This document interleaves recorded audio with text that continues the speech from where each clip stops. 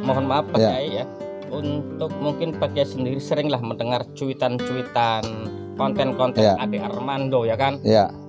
Menurut Pak Kiai gimana itu? Kalau sudah bicara agama, Sarah itu cepat sekali. Betul. Apapun yang diucapkan, apalagi oleh seorang tokoh kan itu Ya. kan. Kumis minta pendapat Ya. kepada yang ahlinya agama Ya. nih kan. Ya kan? Betul, Gitu betul, loh. betul. Nah, dengan adanya Armando dikeroyok oleh massa, Ya. kira-kira nih, karena konon isu yang beredar ini bukan mahasiswa. Gimana menurut Pak Kiai?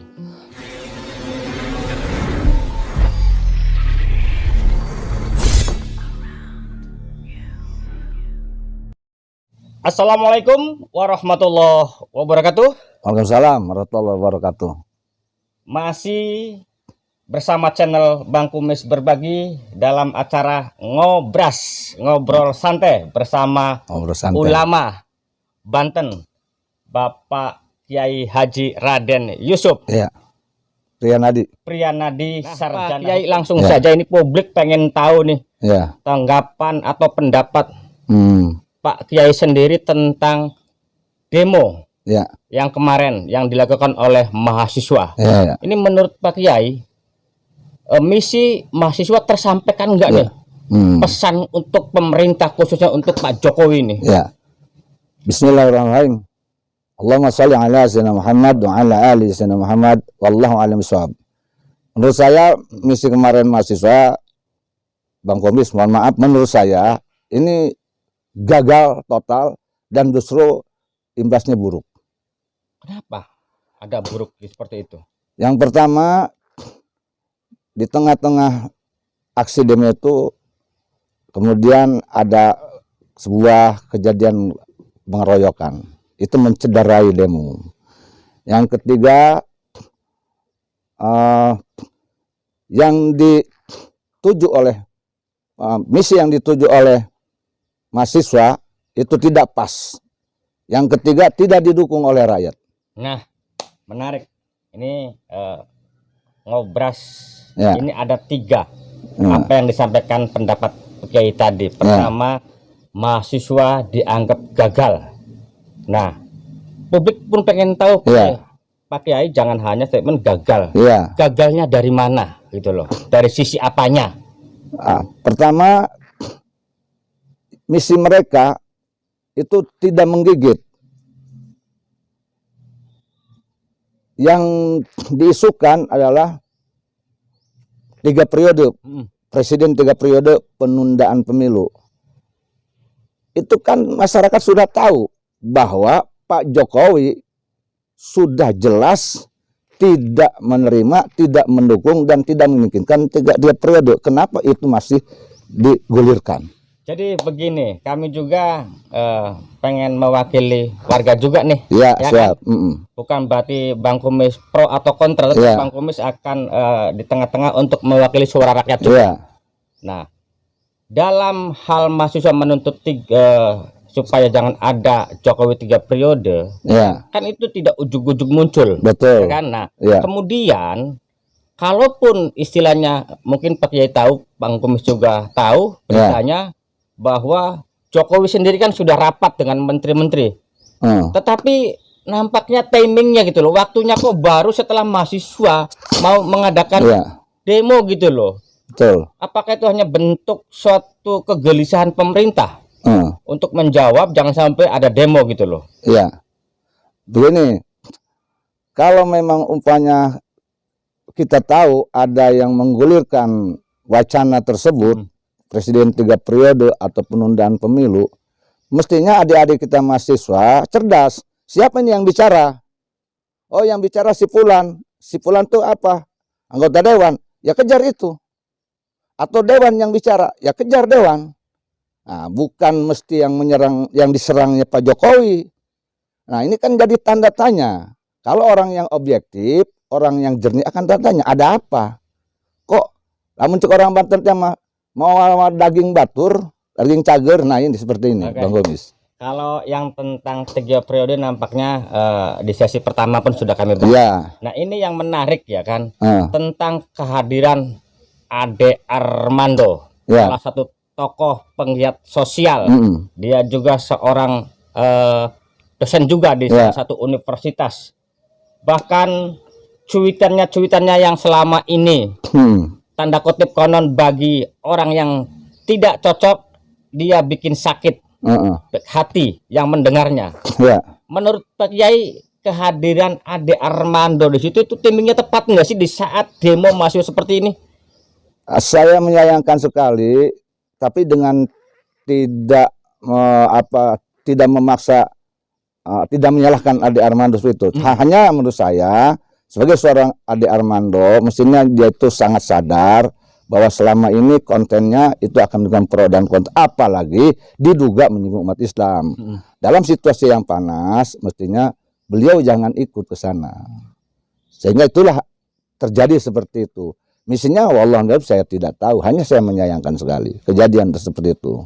Nah, ini akhirnya mohon maaf Pak Kiai ya, untuk mungkin Pak Kiai sendiri seringlah mendengar cuitan-cuitan konten-konten Ade Armando ya kan? Menurut Pak Kiai gimana itu? Ya, kita harus akui ada yang baiknya, tapi ada juga yang menurut saya kurang tepat. Yang baiknya ketika beliau menjelaskan yang bersifat undang-undang, demokrasi yang tepat. Yang menurut saya tidak tepat ketika beliau menyinggung yang berkaitan dengan agama Islam. Mestinya walaupun ada kebebasan berpendapat, tetapi di sini kita terkenal etika adat ketimuran. Dan di sini pun kita harus menyadari efek dari berbicara itu. Jangan mengatasnamakan kebebasan berpendapat, tetapi kemudian kita mencoba melawan fitnah yang terjadi. Ini yang sangat disayangkan. Menurut saya seperti itu. Justru ya, kalau sebuah pengen terkenal dalam arti kata ada manusia sudah terkenal lah. Isu yang paling seksi, kan? Isu yang paling seksi nih. Kalau sudah bicara agama, sara itu cepat sekali. Betul. Apapun yang diucapkan, apalagi oleh seorang tokoh kan itu. Ini pemirsa mohon maaf, seandainya bicara agama bukan berarti Bang Kumis untuk menyinggung sara. Ini hanya Bang Kumis minta pendapat kepada yang ahlinya agama, kan? Betul, gitu betul. Nah, dengan adanya Armando dikeroyok oleh massa, ya kan? Kira-kira nih, karena konon isu yang beredar ini bukan mahasiswa. Gimana menurut Pak Kiai? Itu bisa terjadi, dan memang ini harus diterima sebuah konsekuensi. Yang tadi ada yang bilang kalau ingin terkenal harus melawan arus. Nah, kalau itu memang prinsip itu yang dipakai, maka apapun yang terjadi kepadanya melawan arus, ya harus harus menerima, harus ikhlas. Berarti jangan pun kita terlalu menyalahkan orang lain kalau seperti itu. Sebabnya terjadinya kita melawan arus ya pasti seperti itu. Dan wajar di situasi seperti sekarang ini, apalagi di bulan puasa, orang lagi haus, kemudian memang ada, diduga ada dendam seseorang kepada beberapa konten Pak Ade Armando, maka terjadi seperti itu. Nah, itu resiko. Makanya kata Rasulullah, salamatul insan fi lisan, selamatnya manusia tergantung lisannya. Mungkin ada lisan-lisan beliau yang justru menimbulkan dendam. Itu yang dikatakan fitnah. Tadi bicaralah dengan etika, bicaralah sesuatu yang tidak menimbulkan fitnah, sehingga tidak ada resiko kepada kita. Tapi kalau kita memang melawan itu dengan mengatasnamakan kebebasan berpendapat, berbicara, maka kita pun harus konsekuen menerima resiko tersebut. Tapi kan begini Pak Kiai ya, Indonesia kan negara hukum. Ya. Itu kan ya? Betul. Nah, mungkin bagi yang tidak setuju, tidak sependapat dengan semua konten-konten Ade Armando, itu dianggapnya tadi kurang beretika. Sebaliknya, kelompok, ya kalau ada kelompok atau Ade Armando sendiri yang mungkin tanda kutip drastis kelompok di luar yang di luar Ade Armando pun sering dibungkus dengan agama gitu loh, menyerang pemerintah. Itu bagaimana? Ini kan demokrasi, kebebasan. Ya, mereka yang karena umpamanya akibat tidak ada etikanya, diduga tidak ada etikanya seseorang, kemudian dia membalas dengan persekusi gitu kan? persekusi, itu menurut saya itu hal yang harus kita nilai biadab, keji, dan itu lebih tidak terhormat, lebih tidak boleh terjadi di negeri Indonesia yang demokrasi seperti ini. Justru gini Pak Kiai ya, banyak ke Bang Kumis juga komenan-komenan sebenarnya ya, nggak tahu lah, bukan big data tapi ini pengamatan analisa, walaupun Bang Kumis bukan ahlinya, tetapi kebanyakan ya, baik di Facebook, di YouTube, dengan peristiwa ini banyak yang mensyukuri gitu loh. Karena itu sudah mewakili saya. Sudah mau cek orang sudah mau tah cocok dia. Aing kewakilan ku anu ngegebukan, jadi merasa puas gitu. Karena Ade Armando sendiri konon ada pemerintah, ada ketimbangan hukum gitu loh.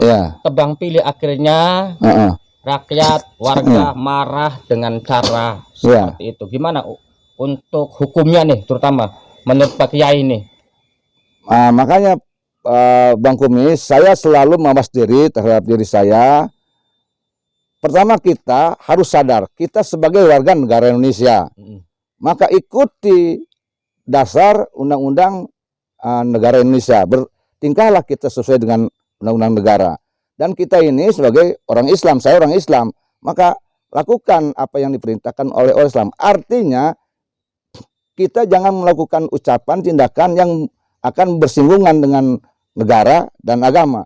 Dan mereka yang merasa terwakili, menurut saya itu sebagai reaksi atas beberapa dugaan konten Ade Armando yang menyinggung umat Islam. Itu hal yang memang menimbulkan psikotes, dan itu akan menjadi sebuah manusiawi dimanapun berada.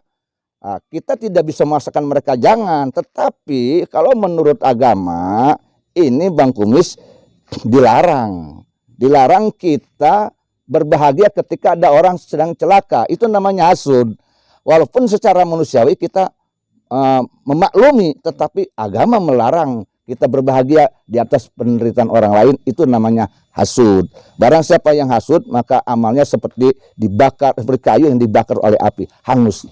Apalagi di bulan puasa ini, harus menjaga diri. Ini semakin menarik obrolan puasa ini, di samping ngobrolin tentang politik dunia atau pemerintahan, juga tentang agamanya juga. Karena satu perbedaan seperti ini kan sebenarnya kan sudah terjadi di zaman Rasulullah pun kan. Betul. Bahkan mungkin kalau dulu lebih sadis, di saat sedang Nabi Muhammad sedang bersujud dikatakan kafir. Itu sudah ada dari bukan di kafir lagi, dibunuh Sayyidina Ali. Dibunuh bahkan betul. Karena perbedaan itu kan. Nah, di era modern ini nih kan. Harus ini Umaroh ini harus bagaimana, khususnya Banten ini loh. Harus bagaimana di saat pemerintahnya dianggap tanda kutip, saya nggak berani ngomong terlalu inilah, intinya yang nggak di luar pemerintah terus. Apalagi ada konotasi perbedaan nih, sama-sama Islam, yang satunya seolah-olah Arab, yang satunya Nusantara, tapi tidak bisa hari ini tidak membahas tentang Islam Nusantaranya. Hanya perbedaannya semakin jarak itu semakin ada. Itu bagaimana nih harusnya? Pemerintah harus dan menurut saya sudah mengakomodir lewat Pancasila, Bhinneka Tunggal Ika, agar kita semua rakyat Indonesia itu bersatu, semua ras dan suku tidak saling menyerang. Itu sudah. Yang menurut saya yang belum tereducation yaitu justru saudara kita yang belum sepenuhnya menyadari bahwa mereka hidup di Indonesia yang berdasarkan Pancasila, berbineka tunggal ika. Mereka harus bisa hidup di tengah-tengah perbedaan. Mereka harus bisa menjaga diri, harus menghormati perbedaan orang lain dengan kita. Jangan paksakan orang lain harus seperti dengan kita. Islam mengatakan orang yang bijaksana, orang yang bukan menuntut orang lain harus seperti dia, tapi dia memahami orang lain. Itulah akhlak Muslim yang sejati. Rasa Muslim yang sejati. Maka disinilah dikatakan Islam tanpa paksaan, maka akan damai. Gitu loh Bang Kumis. Wah, luar biasa ini.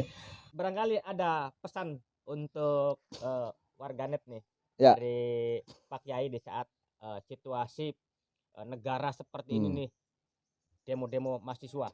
Ya, saya menyarankan kepada khususnya kepada saudara saya, adik saya yang baik, adik-adik mahasiswa, jadilah mahasiswa yang sejati, mahasiswa yang mencontoh gerakan 98, yang memang murni, tidak ada yang diduga ditumpangi, dan memang demo itu demo yang sebuah semacam, kalau agama sebuah kefarduan, artinya demo sesuatu masalah yang memang sangat riskan, sangat membahayakan negara.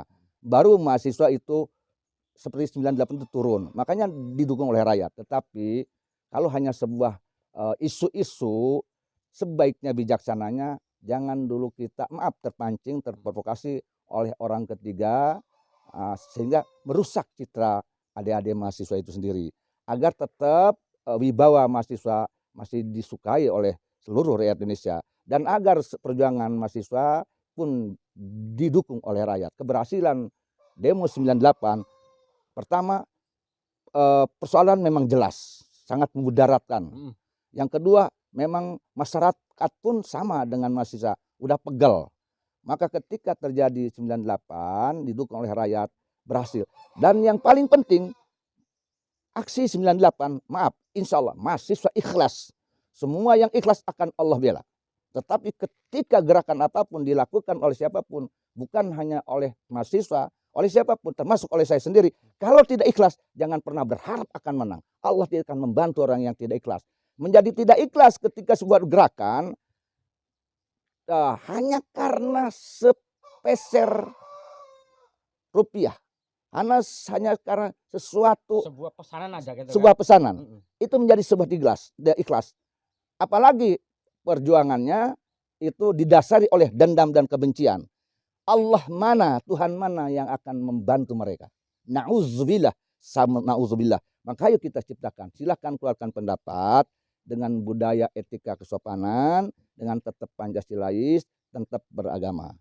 Kemudian kepada seluruh rakyat Indonesia, yuk kita mencoba untuk menyikapi semua perkara dengan hati yang jernih, dengan pemikiran yang jernih, kemudian dengan mencoba memfilterisasi segala bentuk keburukan. Jangan memprovokasi, berbesar masalah, tetapi semaksimal kita menghilangkan sebuah masalah. Dan harus dilihat bahwa Indonesia adalah milik kita bersama.